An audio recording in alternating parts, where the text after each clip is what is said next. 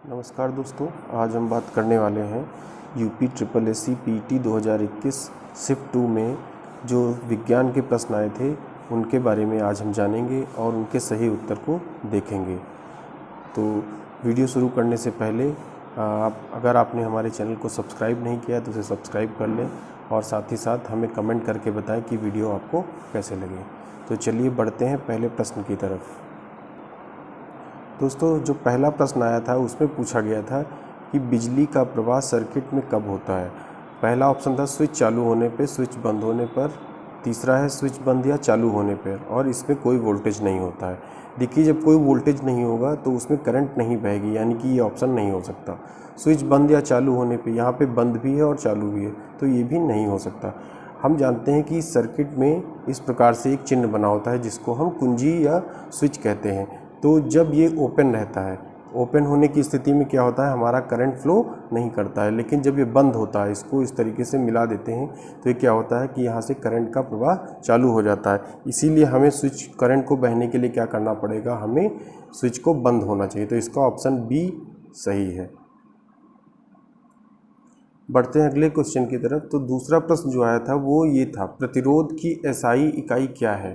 प्रतिरोध हम जानते हैं, ये इसकी जो इकाई होती है ये कैसे निकाला जाता है, ये V = IR होता है। ठीक है, यहाँ पे ये वोल्टेज, ये करंट है और ये प्रतिरोध होता है।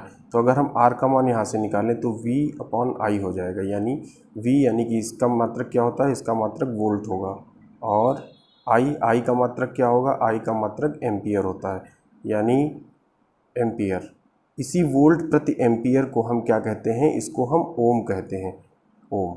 इसका चिन्ह इस तरीके से लिखा जाता है इसको। ठीक है, तो प्रतिरोध की इकाई जो होती है वो ओम होती है। अगला प्रश्न है, नींबू का खट्टा स्वाद किसकी उपस्थिति के कारण होता है। तो नींबू में साइट्रिक एसिड पाया जाता है, जिसके कारण उसका जो स्वाद होता है वो खट्टा होता है। ये एक बहुत ही दुर्बल अम्ल होता है। ठीक है, इसीलिए इसका उत्तर सही क्या होगा, साइट्रिक अम्ल। ए ऑप्शन इसका सही है। बढ़ते हैं अगले प्रश्न की तरफ। तो इसमें जो चौथा प्रश्न आया था उसमें पूछा गया था कि कर्कटजनक रसायन से होता है।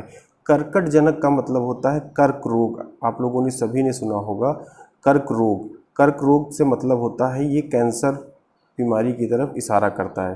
ठीक है, तो यहाँ से कर्कटजनक रसायन यानी ऐसे रसायन जिनके कारण कर्क रोग होता है। ठीक है, तो वहाँ पे क्या होगा, उसके कारण कौन सा रोग होगा, उसके कारण कैंसर या कर्क रोग होगा। हिंदी में कर्क रोग कहते हैं, इंग्लिश में उसे हम कैंसर कहते हैं। तो इसका ऑप्शन क्या होगा, इसका ऑप्शन सी सही होगा। बढ़ते हैं अगले क्वेश्चन की तरफ।